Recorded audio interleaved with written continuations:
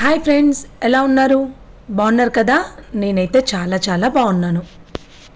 Balakandam part 4, Ahalya శాప విమోచనం. విశ్వామిత్రుడు రామలక్ష్మణులని మిథిలకు తీసుకెళ్తాడు. మధ్యలో గౌతమ మహర్షి ఆశ్రమం వస్తుంది. అప్పుడు విశ్వామిత్రుడు రామలక్ష్మణులకి ఇలా చెప్తాడు, ఇక్కడ గౌతమ మహర్షి అనే ఋషి ఉండేవాడు అని. అతని భార్య అహల్య చాలా అందమైనది, తెలివైంది. అయితే ఒకరోజు అహల్యని మోసం చేయడానికి ఇంద్రుడు ప్రయత్నిస్తాడు.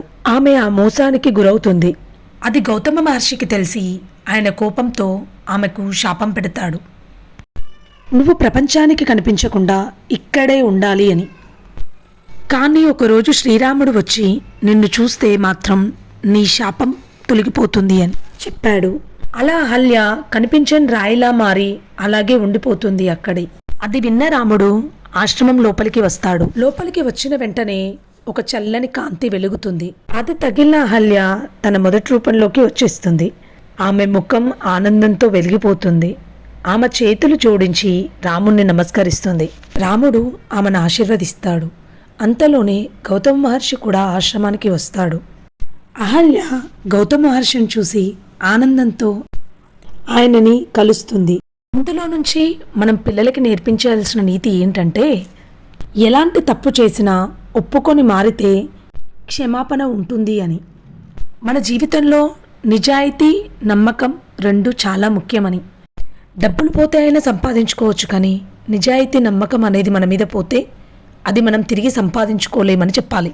నెక్స్ట్ ఘట్టం రాముడు శివధనుస్సును పగలగొట్టడం. మిథిలా రాజు జనక మహారాజు, ఆయన కూతురే సీతాదేవి. జనక మహారాజు తన యాగశాలలో ఉన్న శివధనస్సుని ధనం సమానంగా భావించి దాన్ని ఎత్తి పట్టగలిగిన పురుషునికి సీతనిచ్చి పెళ్లి చేస్తాను అని నిర్ణయించాడు. అది తెలిసిన అనేక రాజులు, యోధులు, వీరులు అక్కడికి వచ్చి ప్రయత్నించి విఫలమైపోయారు. గురువుల ఆజ్ఞతో రాముడు ధనస్సును ఎత్తి తీగ కట్టడానికి ప్రయత్నించగానే కట్ అనే శబ్దంతో 2 ముక్కలై పగిలిపోతుంది. ఋషులు ఆశ్చర్యపోతారు. జనక మహారాజుకి ఆనందంతో కళ్ళల్లో నీళ్లు వస్తాయి.